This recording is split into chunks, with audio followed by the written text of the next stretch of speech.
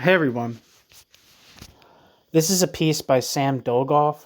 It's from the beginning of The Guillotine at Work, Volume 1, by Grigorii Petrovich Maximoff. And Volume 1 is titled The Leninist Counter-Revolution.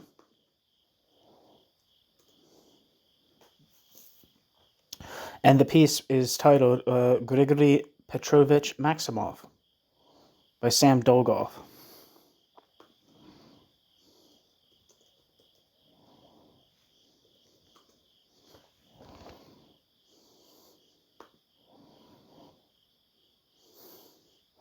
And Wikipedia says Sam Dolgoff was an anarchist and anarcho-syndicalist from Russia who grew up, lived, and was active in the United States.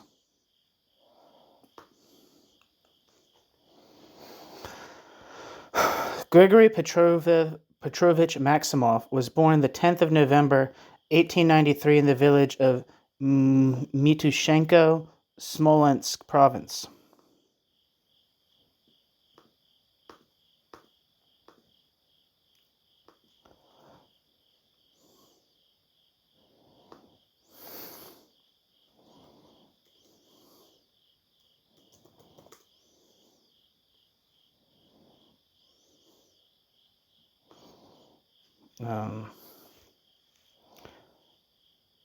His parents were sent him to Vladimir Theological Seminary to study for the priesthood. But a year before he was to be ordained, Maximoff renounced religion in favor of science and enrolled in the St. Petersburg Agricultural Academy, graduating in 1915 as a qualified agronomist. In his restless search for coherent revolutionary orientation, Maximoff studied the literature of the various radical groupings, but it was the ideas of Bakunin and Kropotkin that shaped his revolutionary career. Maximoff's ideology, a synthesis of communism and syndicalism, is based upon the teachings of Bakunin and Kropotkin. Maximoff defined this relationship, quote, I am a communist, bracket, because I believe in, end bracket, the organization of communal production on the basis of, quote, from each according to his ability to, end quote, and of communal consumption of the principle of, quote, to each according to his needs, end quote. The state would be replaced by a confederation of free communes, I am a syndicalist, bracket, because I believe that, end bracket, the means by which capitalism can be overthrown and communism installed is the seizure of production by the producers' labor unions, syndicalist production built around the communist relations between producers, end quote. Maximov. It's from Constructive Anarchism, published in Chicago, 1952.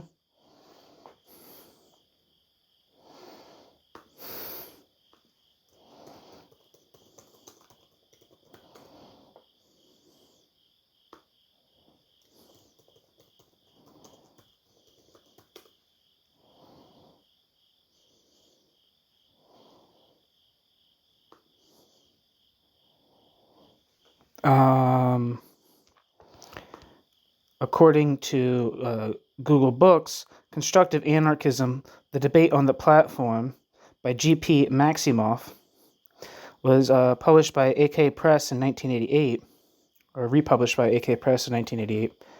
And the little description says, the venerable Russian anarcho-syndicalist great paper on anarchism's past, present, and future, together with a collection of writings around the debate over the, quote, organizational platform, end quote, by Makhno, Arshinov et al., as well as Maximoff's essay and the platform, including in this oversized pamphlet, are the, quote, reply, end quote, by several Russian anarchists, Volin, Sobol, Fleshin, Steimer et al., to the platform and the exchange between Makhno and Malatesta on organization, ought to be read, studied, and debated by anyone/everyone interested in organizing and fighting to win.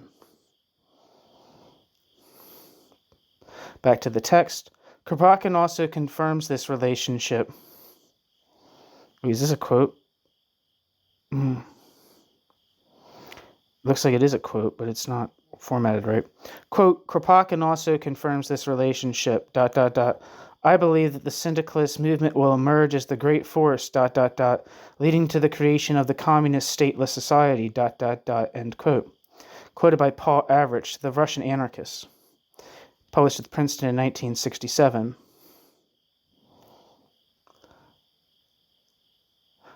Russian anarcho-syndicalists did not intend to become a sect of impotent grumblers. Already, remarks Maximoff, quote, the first two conferences of the anarcho-syndicalists in 1918 set forth clearly and in detail the political and economic characteristics of the first stages of the new social structure.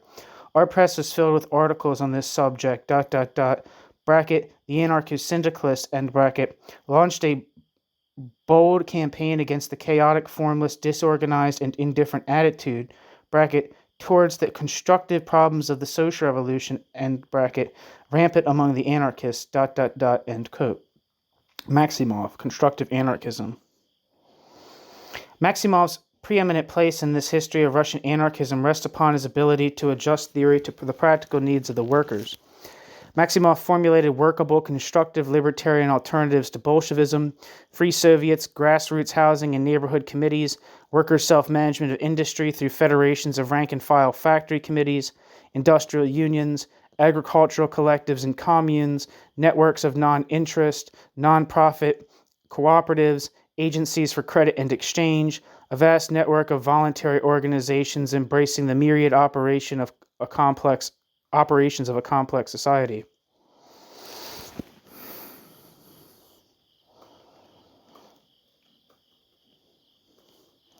New section. Maximoff became an active anarchist propagandist, not only in student and worker circles, but also among the peasants, where his agricultural knowledge and understanding of peasant problems proved most effective. In 1915, Maximoff was drafted into the Tsar's army, although Maximov's educational background qualified him for officer training school. Maximoff preferred the life of the common soldier, the better to spread anti-war, anti-militarist revolutionary propaganda among the conscripted workers and peasants. Emma Goldman wrote that Maximoff, quote, an anarchist of long standing, participated in the revolutionary struggles beginning with the February Revolution of 1917, was one of the editors of Golos Truda, the Voice of Labor, and a member of the All-Russian Secretariat of Anarcho-Syndicalists, Maximoff is an able and popular writer and lecturer, end quote. Emma Goldman, My Further Disillusionment in Russia.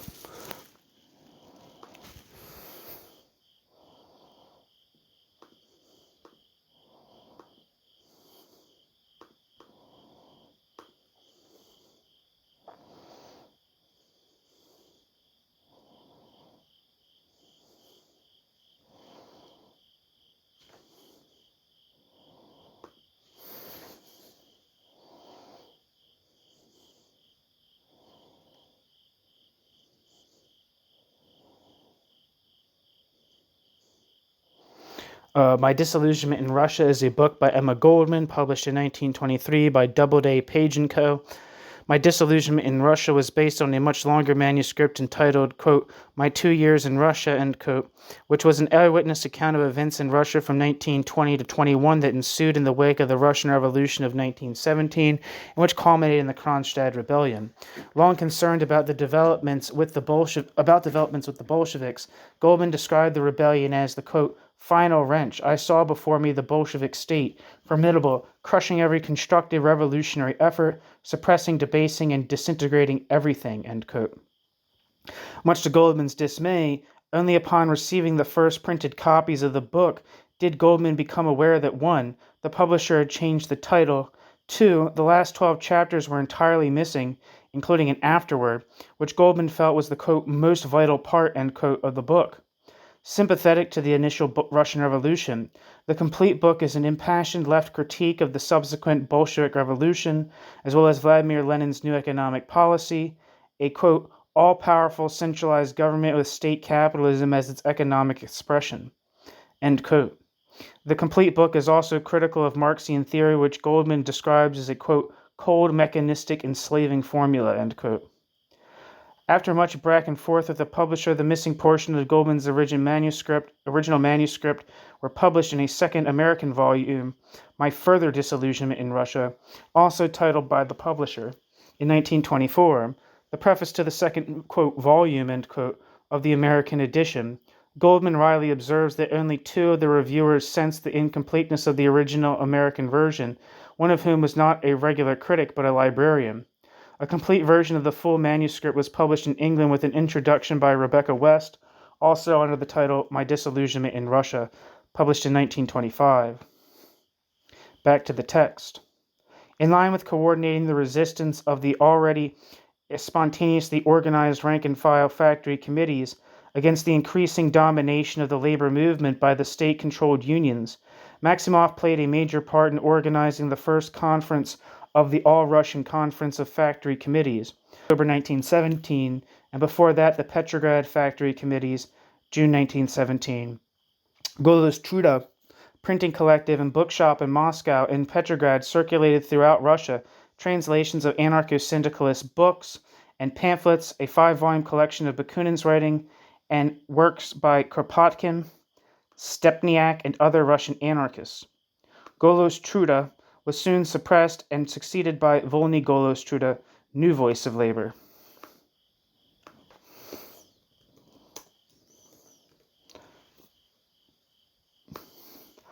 Wikipedia says Golos Truda was a Russian-language anarchist newspaper founded in working-class Russian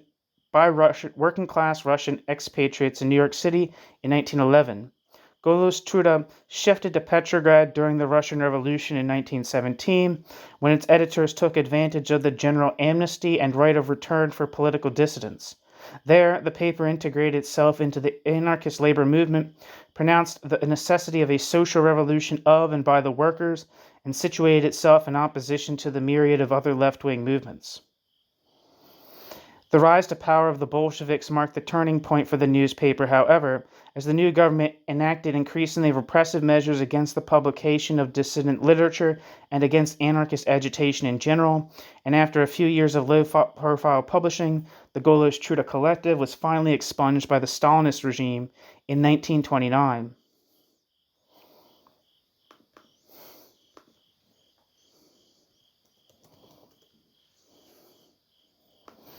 And Grigorii Stepniak Kravchinsky,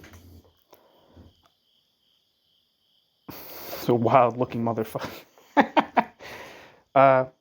who lived from 1851 to 1895, known in the 19th century London revolutionary circles as Sergius Stepniak, was a Russian revolutionary.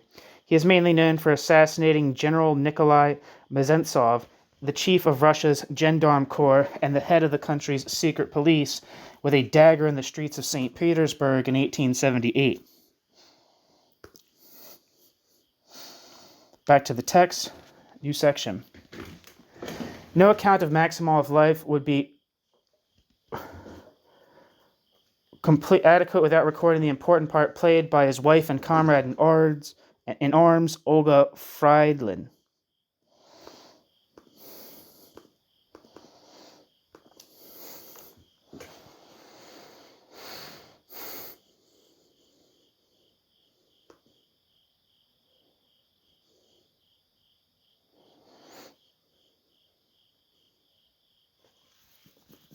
There's no Wikipedia, but interestingly enough, the Great Working Class History website has an entry titled Olga Friedlin died.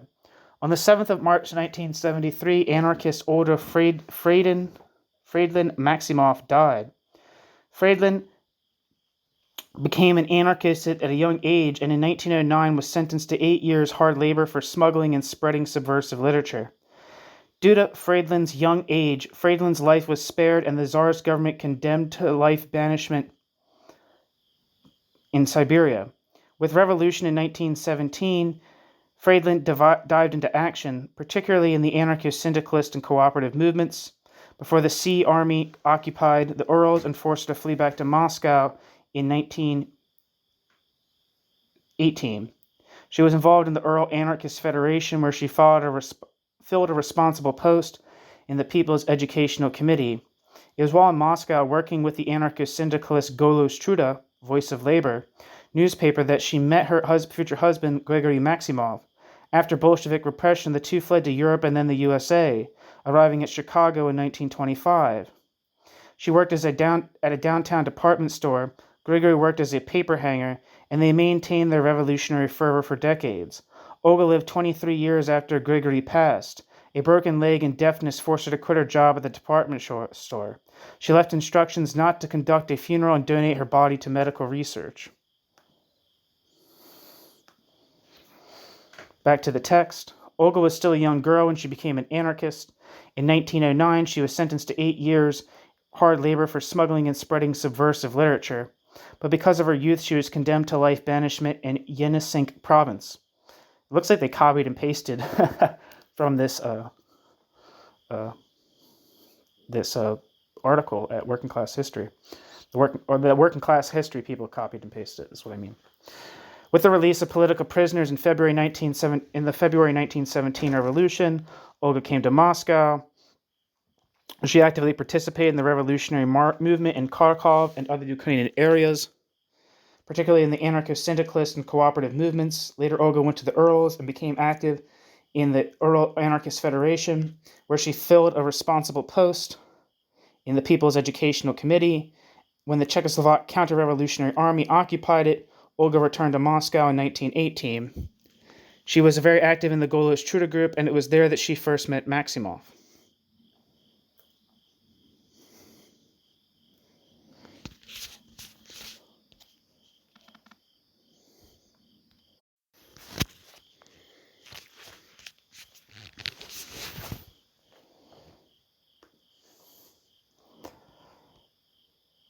New section. In the spring of 1919, Maximov came to Kharkov to work with the Southern Bureau of the All-Russian Union of Metalworkers.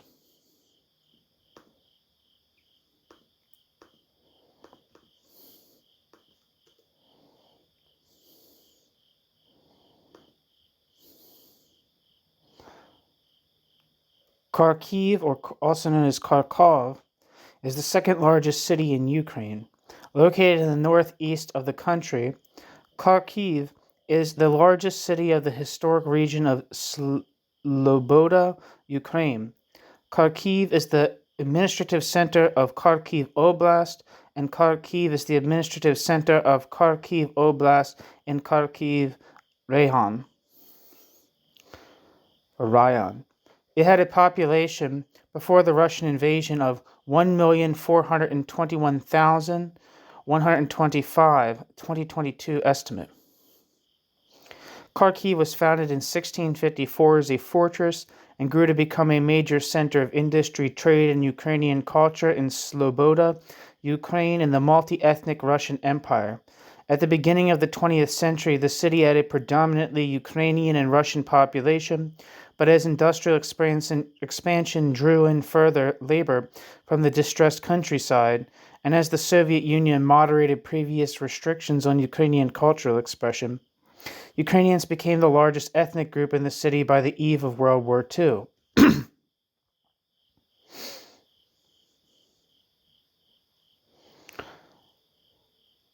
From December 1919 to January 1934, Kharkiv was the capital of the Ukrainian Soviet Socialist Republic. Kharkiv is a major cultural, scientific, educational, transport, and industrial center of Ukraine, with numerous museums, theaters, and libraries, including the Annunciation and Dormition cathedrals, the Jurz-Prom building in Freedom Square, and the National University of Kharkiv. Industry plays a significant role in Kharkiv's economy, specialized primarily in machinery and electronics. There are hundreds of industrial facilities throughout the city, including the Morozov Design Bureau, the Melishev Factory, Kartron, Turbo Atom, and Antonov. In March and April 2014, security forces and counter-demonstrators defeated efforts by Russian-backed separatists to seize control of the city and regional administration. Kharkiv was a major target for Russian forces in the eastern Ukraine campaign during the 2022 Russian invasion of Ukraine before they were pushed back to the Russian-Ukrainian border. The city remains under intermittent Russian fire, and reports that almost a quarter of the city was destroyed by April 2024.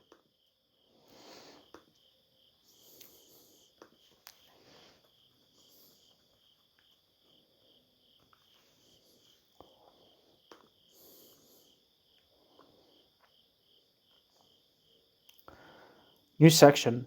In the spring of 1919, Maximoff came to Kharkov to work with the Southern Bureau of the All-Russian Union of Metal Workers in the Department of Statistics.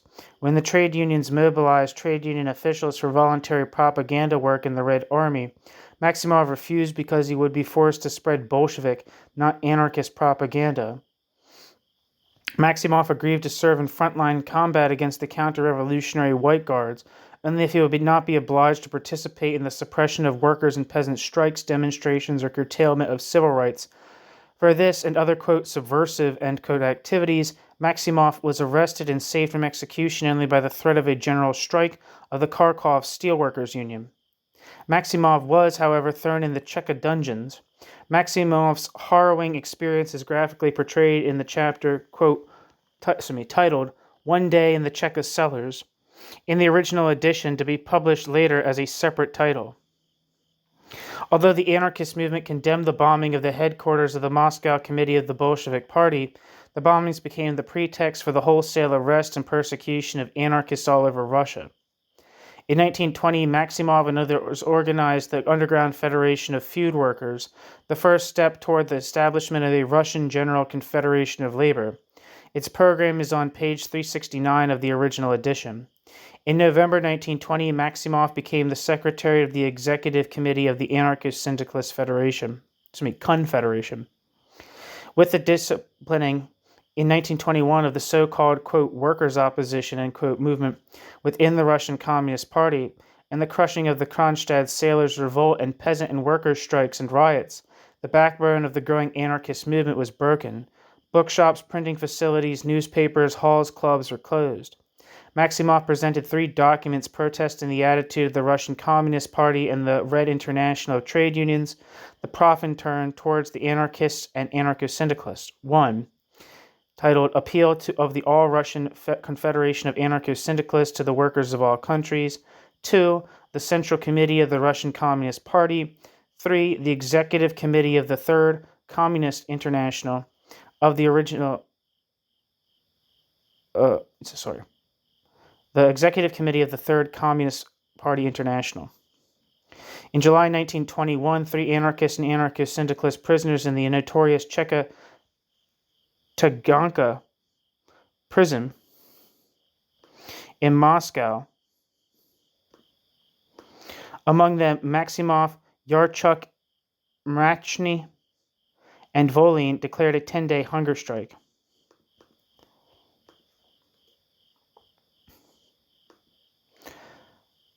Wikipedia says Taganka prison was built in Moscow in 1804 by Alexander I, Emperor of Russia. Taganka prison gained notoriety for its use as a prison for political prisoners, both by the ruling czars and during the years of the Soviet Union by the Communist Party. During the Great Purge, Taganka prison housed foreign enemies of the state, such as the German communist Gustav Sabatka Jr., as well as Russians. Taganka prison played host to a mass protest in 1938 when thousands of prisoners repudiated their confessions made under torture.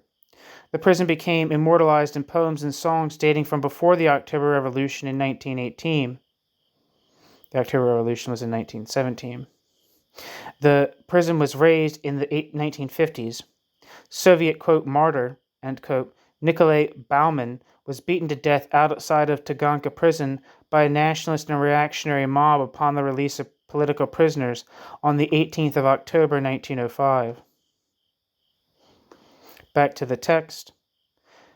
Through the intervention of the syndicalist delegates to the Profintern Congress, then in session, Augustin Zalschi, Germany, Armando Borghi, Italy, Orlandus and Gaston Laval, Spain, the French delegate Cirol, among others, Lenin and Trotsky agreed to release the anarchists if they gave up their hunger strike and agreed to deportation from Russia, never to return.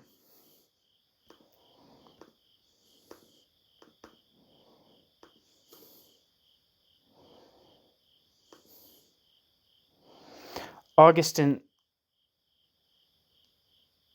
it's German, so Augustin Zalchai, or Zauchai Bauer, lived from 1892 to 1984. Jesus Christ. Was a German anarchist, anti-militarist, labor union official, and journalist.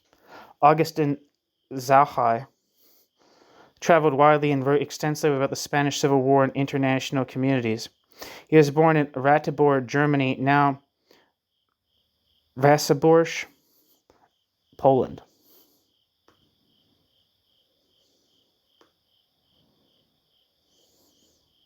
So that's Augustine Zauchai? I don't know.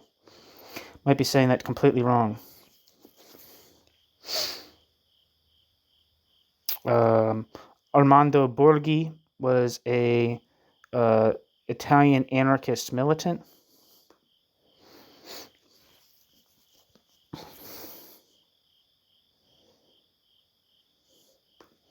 And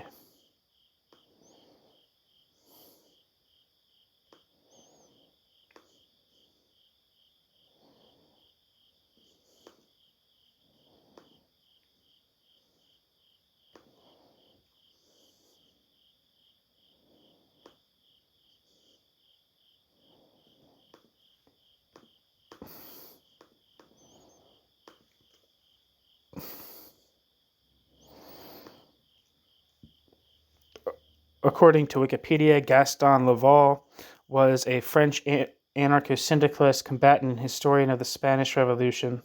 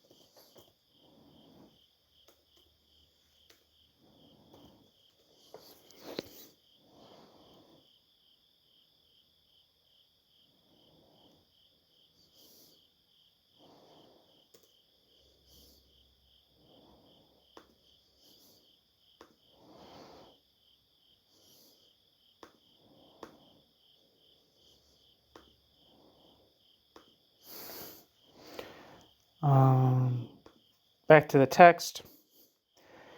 In this connection, we must not fail to note the part played by Emma Goldman, Alexander Berkman, Olga Maximoff, and other militants in bringing the plight of the hunger strikers to the attention of the foreign syndicalist delegates.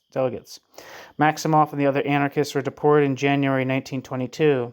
After surmounting terrible difficulties deliberately planted by the Russian Communist Party's Cheka, they finally reached Berlin on the 7th of February 1922, to be welcomed and cared for by the German anarchists. New section. With the arrival of the Russian anarchist exiles, Maximoff, Volin, Yarchuk, Mrachny, and a few others, later joined by Alexander Shapiro, Nestor Makhno, Peter Archinov, Emma Goldman, Alexander Berkman, Sonia Fleschine, Molly Steimer, and other refugees, Berlin became the nerve center of the international Russian anarchist movement, where archives and manuscripts smuggled out of Russia were deposited. Rudolf Rocker in his memoirs tells how Archinov's manuscript, The History of the Machnow Movement, and Berkman's Diary of the Events in Russia, The Bolshevik Myth, sent for safekeeping until their arrival in Berlin from Russia, and deemed lost in transmission, were located and later delivered intact.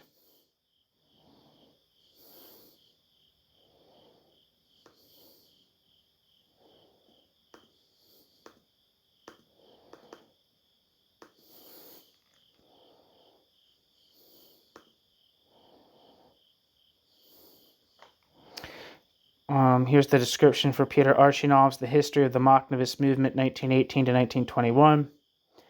It was in prison in 1911 that Peter Archinov established a close personal and political friendship with Makhno, which continued after the release following the February Revolution in 1917. In 1919, Archinov became Makhno's secretary and remained with the Makhnovists until 1921. In 1922, he settled in Berlin and published the Russian edition of his story. Urshinov's History of the Makhnovists is undoubtedly the most important source work available. It includes an introduction by Volin and excellent prefaces by Freddie Perlman, the original translator and publisher of the work in English, and Nicholas Walter, to the original Freedom Press edition. It's about time this was available again.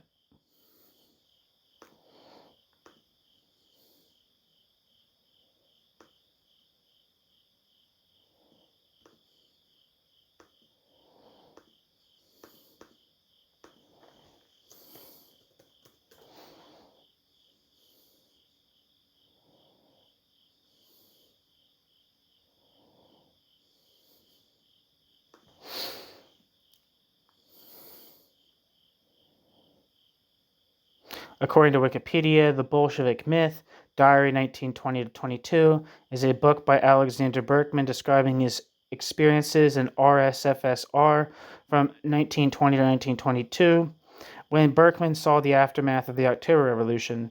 Written in the form of a diary, The Bolshevik Myth describes how Berkman's initial enthusiasm for the revolution faded as he became disillusioned with the Bolsheviks and their suppression of all political dissent.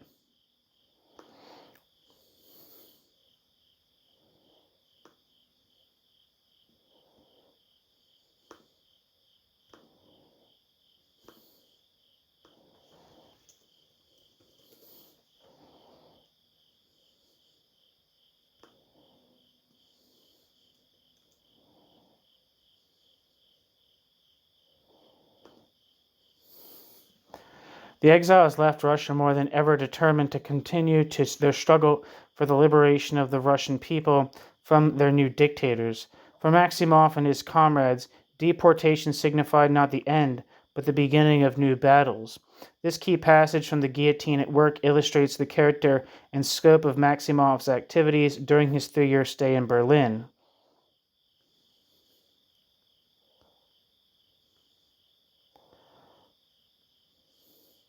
Quote, bracket, while yet in Russia confined in Taganka prison, end bracket. Quote, bracket, while still in Russia confined in Taganka prison, quote, ... It was decided that we go to Berlin, where there was a strong and healthy anarcho-syndicalist movement, to launch a concerted work for Russia, acting as the Foreign Bureau of the All-Russian Anarcho-Syndicalist Confederation, to publish a paper for Russia, ... and also propagandistic and agitational literature, ... We hope that with the material and moral support of German, French, American, and other comrades, we should be able to set up a publication in one or several European languages, where the truth about the Russian Revolution would be told, where one could share one's revolutionary experience and the Russian Revolution and a series of problems brought forward by the revolution in Russia, and where one might appeal for the organization of an anarcho-syndicalist international based upon the principles of Bakuninism of the First International, ... end quote, Maximoff. In this, they were not disappointed. Maximoff and Alexander Shapiro, who wrote its Declaration of Principles, contributed significantly towards organizing the Anarcho-Syndicalist International Workingmen's Association.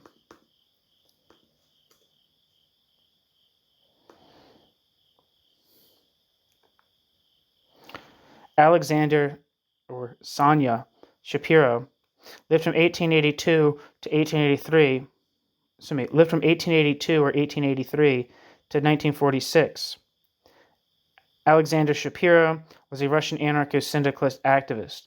Born in southern Russia, Alexander Shapiro left Russia at an early age and spent most of Alexander Shapiro's early activist years in Molka, Exarchia. During the Russian Revolution, Alexander Shapiro returned to Russia and aided the Bolsheviks in their seizure of power during the October Revolution. Following the Russian Civil War and the Kronstadt Uprising, anarchists were suppressed in the Soviet Union, and Alexander Shapiro escaped to Western Europe, eventually settling in New York City. Alexander Shapiro lived in exile for the remainder of his life. Alexander Shapiro associated with many other prominent anarchists throughout his life, including Emma Goldman, Alexander Berkman, and Peter Kropotkin. When Kropotkin died, Alexander Shapiro was one of the organizers of Kropotkin's funeral. Alexander Shapiro collaborated with Goldman and Berkman on anarchist pamphlets denouncing the Soviet state for its authoritarianism and suppression of anarchism.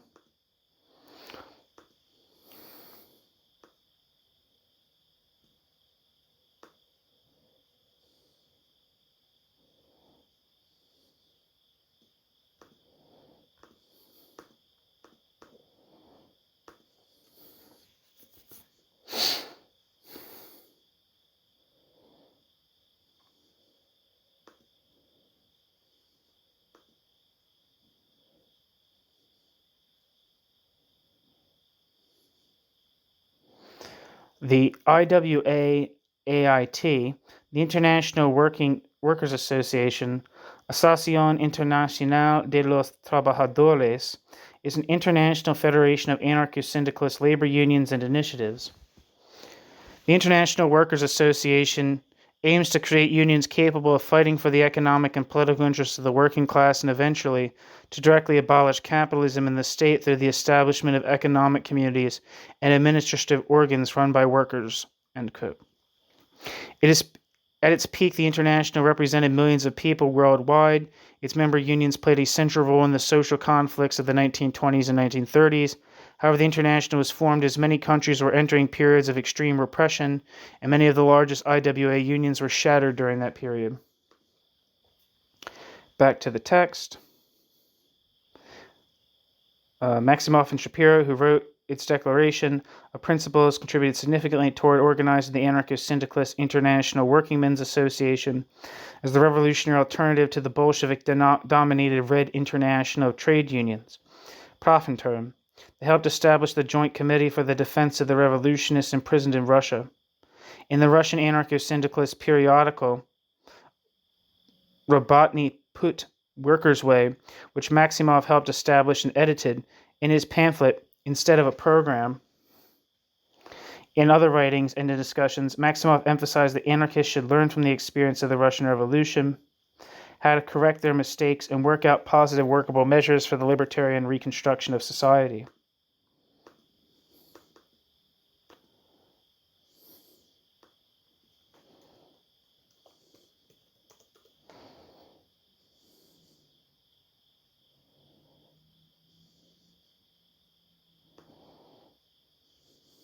New section.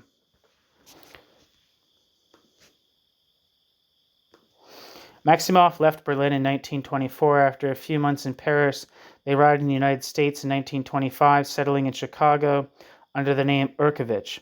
Under the guidance of his comrade Boris Yerlinsky, Maximoff became a paper hanger, and his wife Olga found employment in a downtown Chicago department store.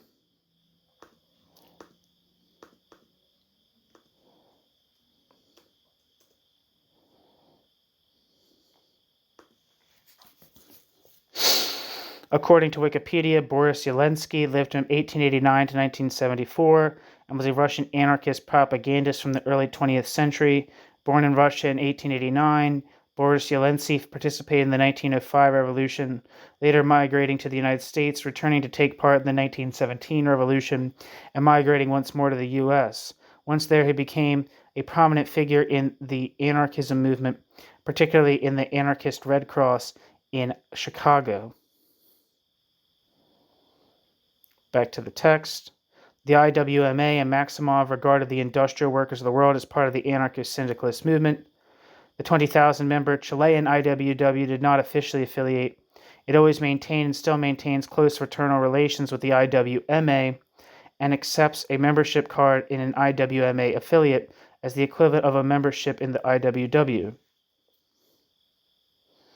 Shortly after settling in Chicago, Maximoff therefore became a member of the IWW until its suppression in 1927, edited its Russian organ Golos Truda, the laborer's voice. When the editor of Dolgoff Truda, Labor's Cause, recanted his anarchism and with the permission of the Communist Party returned to Russia, Dolgoff Truda was transferred from Paris to Chicago and Maximoff became its editor.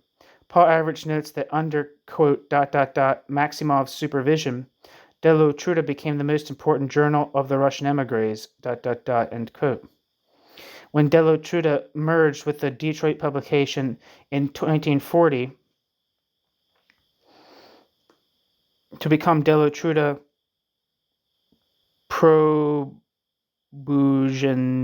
Probuzhdeny, Maximoff stayed on as its editor until his death in 1950.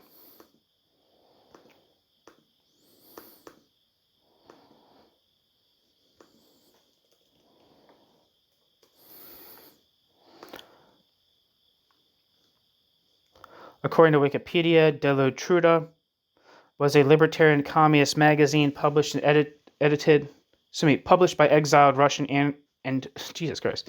The Cause of Labor, Golos Truda, was a libertarian communist magazine published by exiled Russian and Ukrainian anarchists, initially under the editorship of Peter Arshinov. After it published the organizational platform, the subsequent controversy resulted in his exit from the anarchist movement.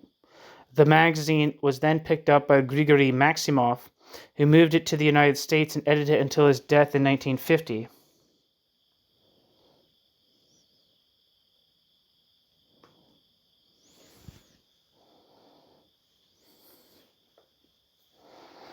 Wikipedia says, I didn't realize Peter Arshinov had a Wikipedia page.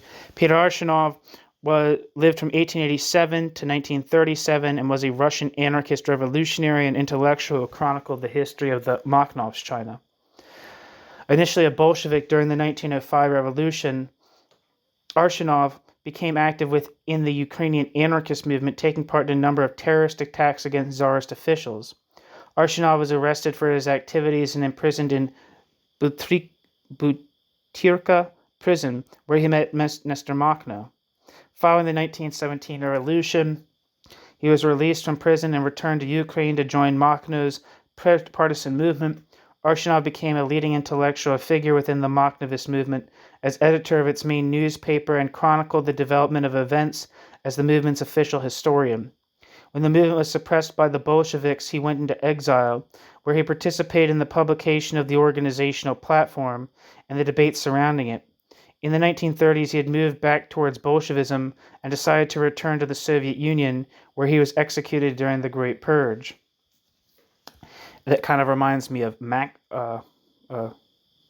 Gabriel Myasnikov, the workers' group,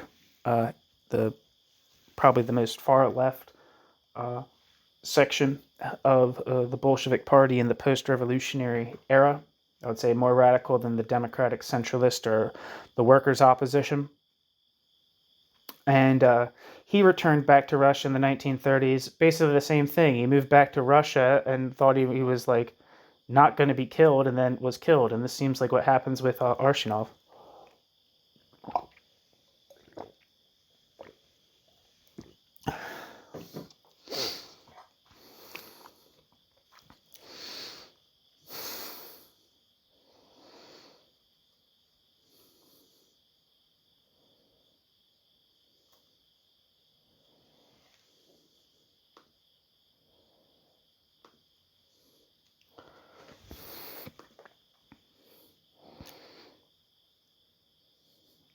New section. I first met Maximov in 1926 when I congratulated him on having learned so quickly enough English to converse. He replied that he must perfect his English the better to participate in the building of an effective American anarchist movement. In discussing the basis for such a movement, Maximov helped clarify my ideas, introduced me to the ideas and writings of the classical anarchists, particularly Bakunin and Kropotkin, and thus helped me achieve a correct orientation. Maximov rejected the romantic glorification of conspiracy and violence in the amoral tradition of Nechayev. Total irresponsibility, excessive preoccupation with one's, quote, unique lifestyle, end quote, rejection of any form of organization or self-discipline, and the idealization of the most antisocial forms of individual rebellion. For Maximov, anarchism is not a standard of personal conduct. He never underestimated its importance.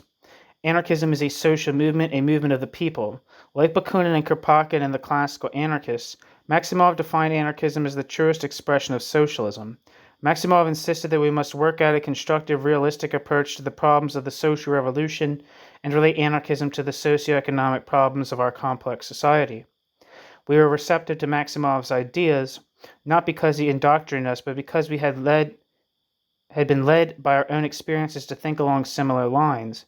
We too felt the need to distinguish ourselves ideologically and organizationally from fundamentally conflicting tendencies, getting together when necessary for specific purposes. In the late 1920s and early 1930s, we identified ourselves as an a quote, anarchist communist, unquote, group, and named our monthly organ Vanguard, an anarchist communist journal. Maximoff was a regular contributor. Maximov's articles, signed or unsigned, as well as his constructive suggestions, enhanced the value of Vanguard, still considered one of the best radical journals of that period. Besides his profuse writings, Maximoff strove to preserve the continuity of the Russian anarchist movement in America, periodically addressing groups in New York, New Haven, Akron, Youngstown, Gary, Philadelphia, Boston, Baltimore, Waterbury, and Dobbs Ferry, and in the interim conducting a voluminous correspondence. The magnitude of Maximov's efforts is all the more impressive when we consider that he found time to do all these things after working long hours or at weekends. New section. Maximoff suffered a massive heart attack and died suddenly on the 10th of March 1950 upon return from his day's work. When we visited Olga Maximoff a few years before her death, she told us that she fell and broke her leg, if I'm not mistaken, 2 or 3 years before. Incompetent, careless medical treatment made necessary a shortening of her foot. This and increasing deafness forced her to quit her job in the department store. She died on the 7th of May, 1973. Olga left instructions not to conduct a funeral and donated her body to medical research. Maximoff's body was cremated and interned in the Waldheim Cemetery near the tomb of the Chicago Haymarket martyrs. Irving S. Abrams, an intimate friend and comrade who had known the Maximovs when they first came to Chicago in 1925, informed me in a recent letter that, quote, ... she gave all she had to the Alexander Berkman Fund for the relief of political prisoners in Russia and other countries, which the Maximovs helped organize and under whose auspices the Guillotine at Work was first published in 1940.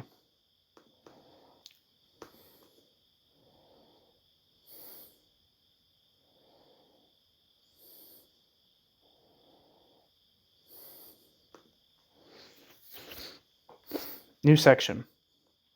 Maximoff was a prolific writer. Besides editing and writing articles in Dolgoff Truda, Prubеждений, and voluminous writings awaiting translation, there appeared his lengthy book, The Guillotine at Work, 20 Years of Terror in Russia, Data and Documents, a pioneering expose, a series of pamphlets, among them My Social Credo, a concise outline of Maximoff's ideas, Bolshevism, Promises and Realities, the world seen from the libertarian point of view, a collection of articles by anarchist writers from different countries, Bulgaria, a New Spain, a record of the persecution of anarchists and other dissenters, etc. Sorry, 1 second. Trying to move an office chair and read at the same time is not working. Don't have that necessary skill set.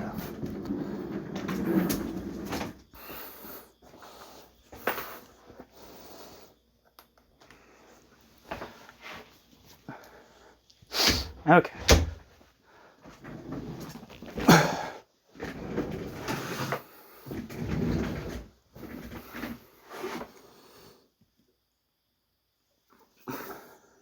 All right. We're plugged in. My laptop was dying.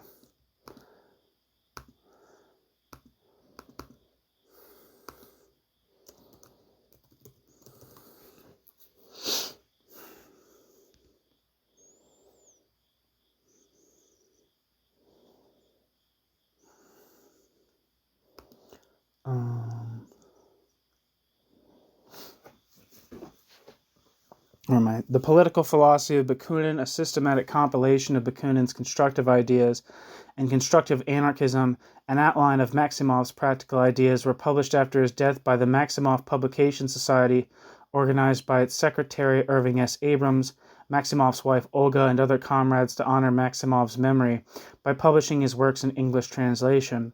As I write these lines 28 years after Maximov's untimely death, I still feel keenly the loss of the dear friend, the valiant comrade who inspired me and so many others to explore new roads to freedom. Publication of the Guillotine at Work is surely an important project. Maximov's message is still relevant. Sam Dolgoff.